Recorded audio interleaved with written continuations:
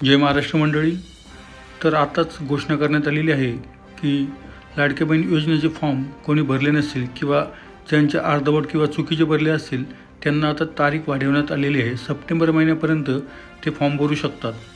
त्यासंबंधी व्हिडिओ आपल्या यूट्यूब चॅनलवर अवेलेबल आहे. तर आता प्रश्न आहे की तुम्हाला आतापर्यंत पैसे आले नाहीत तर काय प्रॉब्लेम असू शकतो किंवा कोणत्या समस्यामुळे तुमच्या अकाउंटला अजून पैसे आलेले नाहीत. तर माझी लाडकी बहीण योजना राज्याचे मुख्यमंत्री एकनाथ शिंदे यांच्या नेतृत्वाखाली जून 2024मध्ये अर्थसंकल्पात सुरू झाली होती. तर अर्ज करण्याची जुलै महिन्यापासून अर्ज करण्याची प्रक्रिया सुरू झाली होती.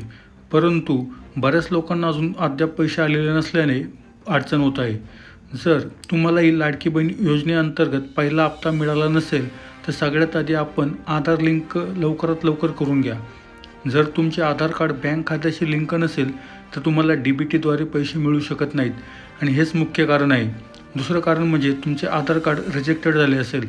तुम्ही तुमच्या वेबसाईटमध्ये जाऊन आधार कार्ड लिंक आहे किंवा नाही, ते अपलोड व्यवस्थित झालेलं आहे की नाही याची चौकशी करावी लागेल. ते तपासावे.